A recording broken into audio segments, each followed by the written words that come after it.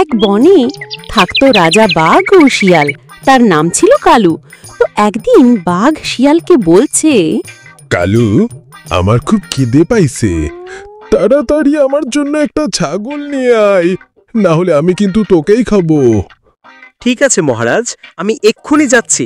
আরেকটা কথা, আমার খাবার না নিয়ে তুই আসবি না, না হলে তোকেই খাবো। ওরে বাবা, ঠিক আছে, আমি যাচ্ছি। তারপর কালু যাচ্ছে আর ভাবতেছে যে আমি এখন ছাগল কই পাই। এই ভাবতেই সামনে দেখে একটা ওই ছাগল। তো একটা ছাগল দেখি, ওকে ভয় দেখালে তো যাবে না, তো একটু বুদ্ধি কাটাতে হবে। এই যে বন্ধু, আমাদের রাজামশাই তোমাকে ডেকেছে। কেন? আমার সাথে রাজার কি কাজ? এমনিতেই আমার মনটা ভালো না, কারণ আমার ঘরটা ভেঙে গেছে।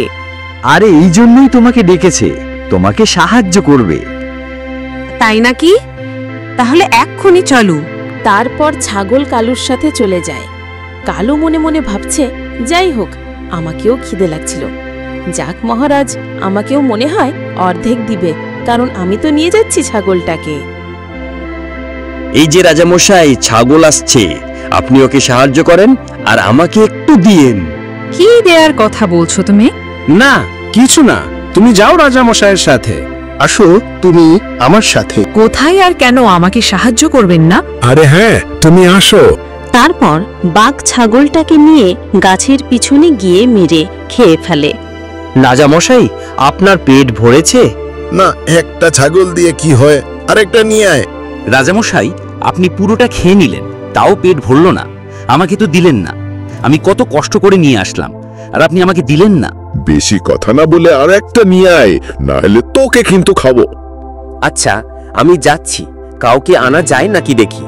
তারপর কালু মন খারাপ করে যাচ্ছে আর ভাবতেছে যে আমি এত কষ্ট করলাম আর আমাকে দিল না।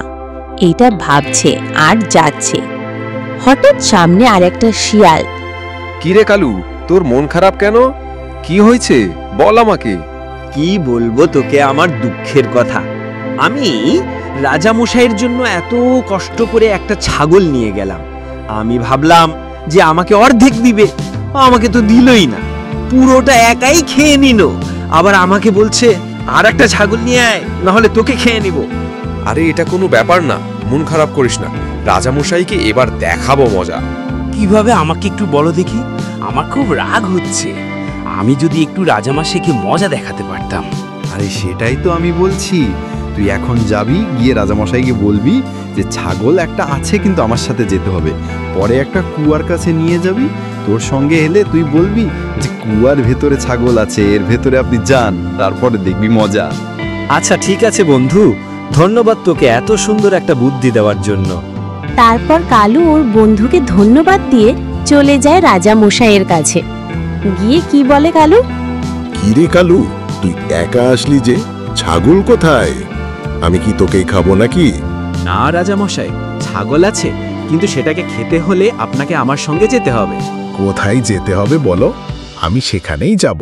আমার পেট ভরেনি, আমার পেট ভরাতে হবে। তারপর কালু আর রাজা চলে যায় কুয়ার কাছে।